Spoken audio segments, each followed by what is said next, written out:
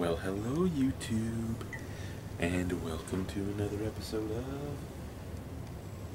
of the Albino RHino beer review. Today we are drinking a beer that was actually bought for me by the in-laws for Christmas. I never thought the in-laws would find a beer that I've never had. My father-in-law tries, he does, and they found one that I hadn't had. They found two that I have had and I enjoyed, and one that I've never had, so they were 1 for 3 on things for the review and 3 for 3 on beers in general. And this is from the Great Lakes Brewing Company, the Great Lakes Brewery here in Ontario, not the one in Cleveland. This is the Lake Effect IPA, and it is 7% alcohol by volume, and it is in a 650 milliliter bottle. And yeah, Lake Effect IPA. I kind of wish I had had this when there was the Lake Effect snow happening in Buffalo, only to give cheers to them, but that's kind of mean when you think about it. They had like 6 feet of snow, and I had maybe 6 inches, and I'm right across the river.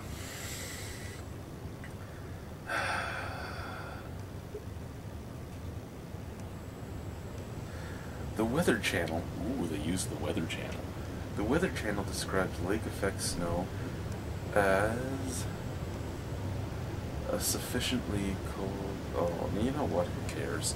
And they even say it down here, who cares? Oh, the furnace kicked in. The furnace kicked in.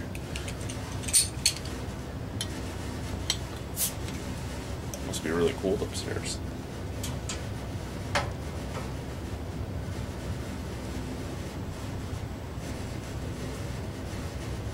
Let's fill up the spagoo glass. The spooge glass.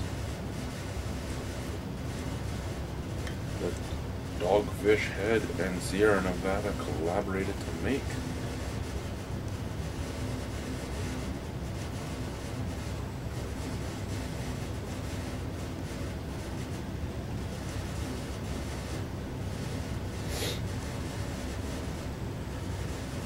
Now, you know what? That was interesting. That wasn't me farting either, if you're wondering. That was not me farting.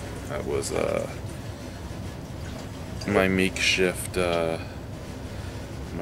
tripod in this room. Moving. Anyway, beautiful color. Nice and golden. Tiny bit of haze. Nice big head. It's not leaving. But anyway, I was going to say I had one of these glasses that was bought for me by Average Troll America, and it was the Sierra Nevada version. And I never once was really able to pour a beer into it that didn't get a huge frothy head. And I know that they kind of made it like that to make a huge frothy head. But I'd rather the beer do it naturally instead of a cup doing it myself. But it does. I cannot say that it's not visually appealing. I cannot say that. It is a visually appealing beer in a visually appealing glass. Smell.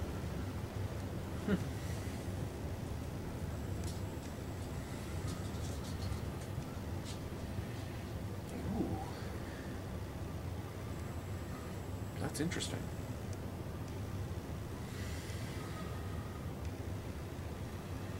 A touch of mango, a touch of pine.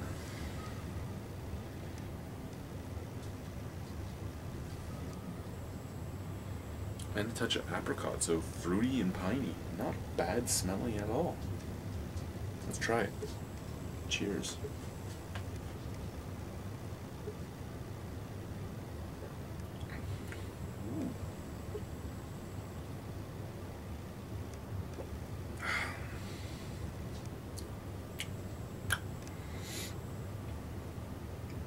Very sweet all the way through, even on the finish.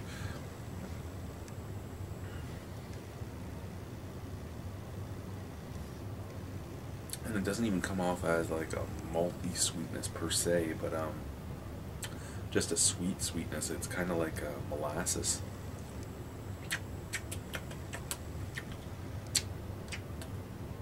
Background bitterness, tiny touch of metallicness.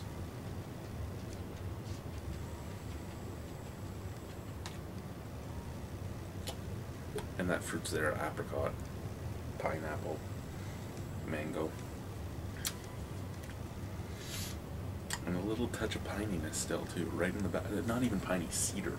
Cedar, you know, when you'd start a fire with cedar and you get that smell all up in there. That's kind of what it is, right at the back. It's a little bit of resin, a little bit of cedar, and some nice fruity notes that mix with the sweetness. It's not a bad beer. It's just not really my thing. Yeah, I would probably give this a 6.5 out of 10. If somebody brought it over, I'd drink it with them. But that's about the only time I drink this. Even GLB makes better IPAs and other such things. I'd rather their Karma Citra or their Citra Addiction or Miami Vice, which is kind of a hopped up, it's kind of like a Hofweizen, or hell, there's just so many pale ales that they make there, and a lot of them are much better for me personally. So this isn't a bad beer, it's just not really my thing. Thank you guys. Bye.